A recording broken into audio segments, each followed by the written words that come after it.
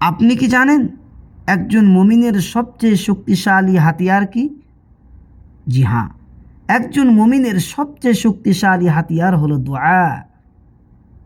কেননা দোয়ার মাধ্যমে একজন মুমিন বান্দা সরাসরি তার রবের কাছে নিজের প্রয়োজন, দুঃখ ও আশা প্রকাশ করে। মানুষের কাছে সব দরওয়াজা বন্ধ হয়ে গেলেও আল্লাহর দরওয়াজা কখনো বন্ধ হয় না। আল্লাহ তাআলা সূরা গাফিরে ৬০ নম্বর আয়াতে বলেন, ওয়াকাল রব্বুকুম উদউনি আস্তাজিব লাকুম, তোমরা আমাকে ডাকো, আমি তোমাদের ডাকে সাড়া দেব।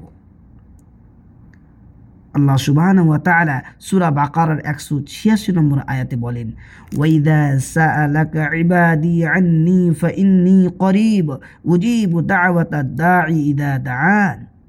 হে রাসূল, যখন আমার বান্দারা আপনার কাছে আমার সম্পর্কে জিজ্ঞাসা করে তখন বলে দিন, আমি তো নিকটেই রয়েছি। যে আমাকে ডাকে আমি তার ডাকে সাড়া দিই। এছাড়া অনেক আয়াত রয়েছে যেখানে আল্লাহ তাআলা দোয়া ও প্রার্থনার কথা বলেছেন। দোয়া শুধু একটি আরজ নয়, একটি বান্দার ঈমান ও আল্লাহর কাছে ভরসার প্রকাশ। এছাড়াও হাদিসেও রয়েছে যেখানে রাসূল সাল্লাল্লাহু আলাইহি সাল্লাম বলেছেন, আদ-দুআউ হুয়াল ইবাদাহ, দোয়া হলো ইবাদতের একটি গুরুত্বপূর্ণ অংশ।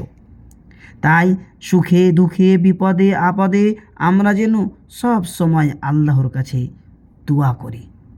আসুন আমরা দোয়াকে আমাদের জীবনের সব সময়ের সঙ্গী বানাই। আল্লাহ তাআলা আমাদের সবাইকে বেশি বেশি করে দোয়া করার তৌফিক দান করেন। আমিন সুম্মা আমিন। ওয়া আখিরু দাওয়ানা আলহামদুলিল্লাহি রাব্বিল আলামিন।